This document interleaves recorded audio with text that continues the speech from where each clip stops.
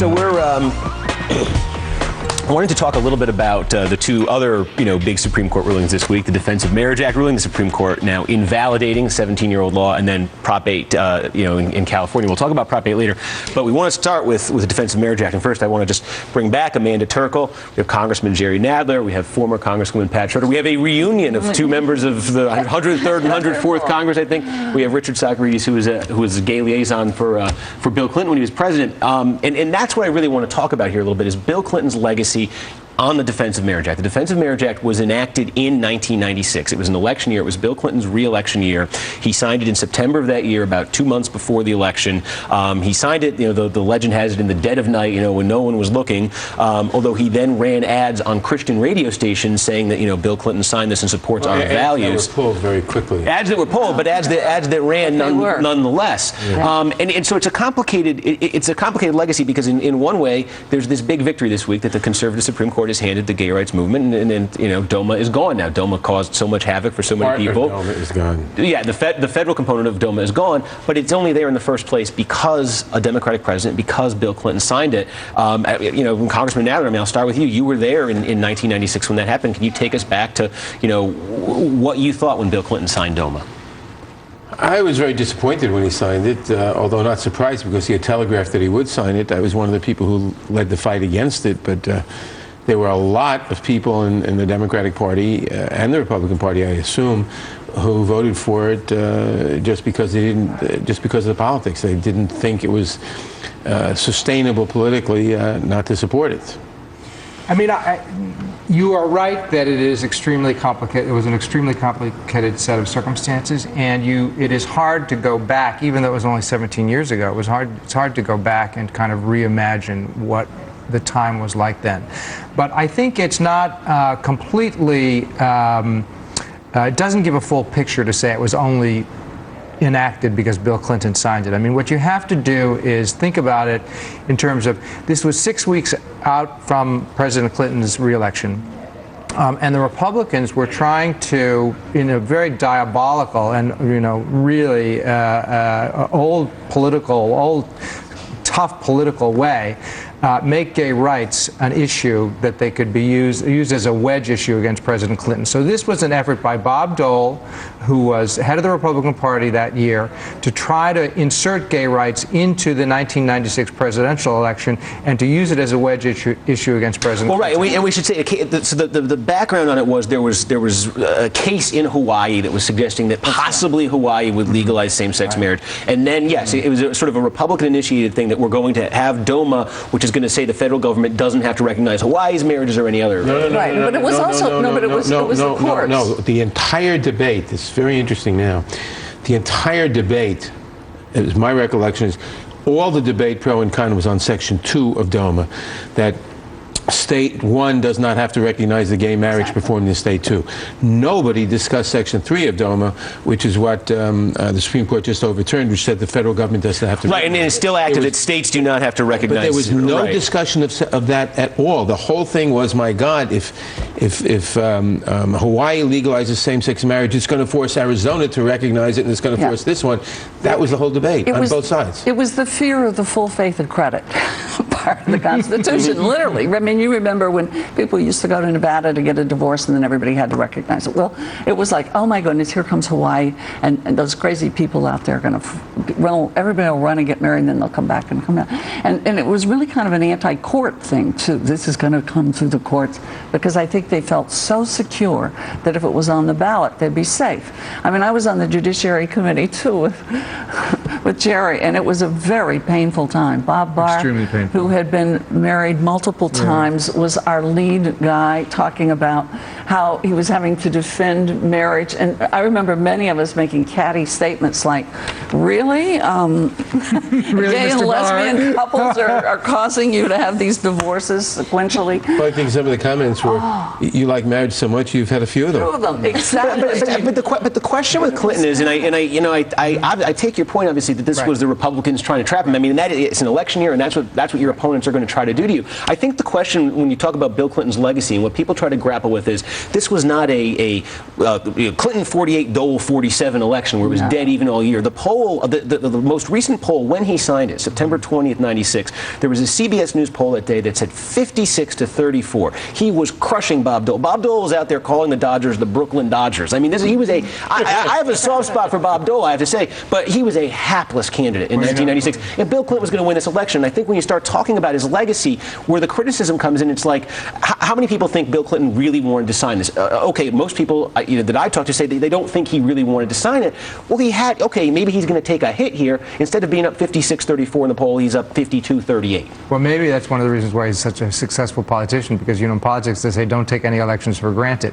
But, I mean, you're right. Listen, President Clinton recently wrote this op-ed in the Washington Post before the cases were argued at the Supreme Court, and he himself said, I signed a piece of legislation which I should have known at the time was unconstitutional. I mean, I can never remember in the American history a president saying, a living president, a president who's out of office but still alive, saying that I signed a piece of legislation when I was your commander-in-chief that was unconstitutional. I mean, it was a very big moment. Did you think he wanted to sign it at the time back in 96? Well, I mean, listen, I wrote a long piece for the New Yorker about what was happening and why this happened. I personally did not believe he wanted to sign it, and I think in his signing statement, he was saying, I don't want to sign this, and don't anybody think that this is an excuse to discriminate. And he went out of his way to say, I don't believe in discrimination. And there was quite a extensive argument going on in the White House at the time. Could he veto it? What would that mean? Could he allow it to become law without signing it? Because you don't have to. You can, if you don't have to veto. It's not your only option. You can just let it sit. A pocket veto. What were the other options? But at the time, you got to remember there were only 14 members of the U.S. Senate who voted against this bill. A veto would have been overridden. There was no state in this country where same-sex marriage was allowed, so it affected nobody. There was less than 30% of the American public who supported same-sex marriage 6 weeks out of a president's reelection. I mean, that was the case. I mean, I made the case to him that, Mr. President, your legacy, think about your legacy. Think about, do you want to be remembered for this? You will be remembered for this. Same-sex marriage is possible. It's going to happen. But on the other side, his advisors were saying to him, you are against same-sex marriage, as are 70% of the American public. This bill will affect nobody. You're 6 weeks out of an election, and we'll deal with it later if it comes to pass. Can I just add to, remember, when it was introduced in the Senate, there were only 2 co-sponsors, and Bob Dole was one of them. Right. And I don't think any of us, now I voted against it, as did Jerry. Profiles and courage, right here. I mean, I'm serious. I say that it was very difficult to do no matter where you were from. But it was like a brush fire. I mean, you know how slow the Congress is now? You can't get anything through it. You can't name a post office, for crying out loud. This thing went at 1,000 miles an hour because it must have been Karl Rove or somebody came up with this old turd blossom, which is saying if we do this, we can defeat a lot of Democrats. Well, Amanda, how does it affect his legacy? How does this fit into Bill Clinton's legacy, do you think? I mean, it's certainly a blemish on his legacy. He was on the wrong side of history, and while there may have been some sort of political cost, it doesn't seem like it would have been that big. He was an LBJ. He didn't stand on the right side of history. I mean, he was also concerned about, in his first 2 years in office, he had to deal with don't ask, don't tell. And I think he was reluctant, and that didn't go well at all. He came up with this middle ground where gays could serve in the military, but not openly. People weren't happy. And I think he was reluctant to take on this issue again and what it would do to his legacy. And like Richard was saying, there was this short-sightedness that, well, this won't affect anyone. I mean, Vermont didn't have civil unions until 2000. So for the gay community, this was very real. But for many other people, this was still very abstract. And it started to affect people, though, within the first decade. And something interesting happened, or was reported to happen, with Bill Clinton involving this in 2004. And I want to talk about that after this. So it was this past March, a few months ago, when Bill Clinton officially reversed his position on the Defense of Marriage Act. He wrote an op-ed in the Washington Post. It was a little unsatisfying for me to read because I don't think he fully grappled with why he signed it in any of the political calculations. The one case that he did make in there, though, was saying that he thought that it forestalled a more serious push for a constitutional amendment banning gay marriage that would have been harder to get off the books. It would have had more fallout long term. But what's interesting is we're talking about what Bill Clinton did within the confines of 1996, when gay marriage was a fringe concept. Nobody was really talking about it. There's this anecdote that's stuck with me from the 2004 campaign. And one of the stories of the 2004 campaign was that Rove and the Republicans got all of these anti-gay marriage initiatives on state ballots. We talk about Ohio. Maybe that helped in Ohio. Maybe it didn't. But it was on the ballot there anyway, and it passed. And this was from Newsweek's. Newsweek would have these embedded reporters in every campaign, and they would do these sort of tell-alls at the end of the campaign. Newsweek's account of the campaign said that in a phone conversation between Bill Clinton and John Kerry while all this was going on, in an earlier phone call, Clinton, ever the political triangular, looking for ways to pick up swing voters by reaching into so-called red states, had urged Kerry to back local bans on gay marriage. Kerry respectfully listened, then told his aides, "I'm not going to ever do that." And it's Bob Shrum, who was the chief strategist for Kerry, has also told this story in his memoir. I don't know for sure if it's true or not, but when I read this, I see Clinton, the Clinton who's coming across here is the same Clinton I see from 1996, and I'm saying, well, now in 2004 it's different than 1996 because now you have gay marriage in Massachusetts, now you have civil unions in some states, and to me that kind of complicates Bill Clinton's legacy on this even more. Well, I think the first important thing to note is that President Clinton, his staff has said recently when this was resurfaced that this did not occur, and they say that it's a total fabrication, I think is what his spokesperson said. So we're talking about something that one side says, Mr. Shrum says it happened, Mr. Clinton's people say it didn't. So we don't really know if it happens, but it does, it's tricky because it evokes this part of Bill Clinton that we saw, as you saw, the triangulation of the 90s where, you could find kind of a little middle position and give a little on one side, give a little on the other side. So we don't know if it happened. I tend to doubt it. I've stayed in touch with President Clinton ever since he left office, and he tends to call me on these things, and as I'm sure he calls a number of other people. He doesn't just talk to one person, as we know. But I would be surprised if that happened. What do you think, Congressman? When you think of Bill Clinton's legacy on gay rights overall, what do you think of? It's a mixed legacy, obviously. This makes it a mixed legacy. Other than that, he deserves a lot of credit. He's gotten a bad rap, I think, on the don't ask, don't tell, because people forget. He tried, you had a policy in the military that said no gays. He tried to stop that by executive order. He said, we're going to have gays in the military. And then Sam Nunn and others had the votes in the Senate and the House to take that discriminatory policy and put it into law.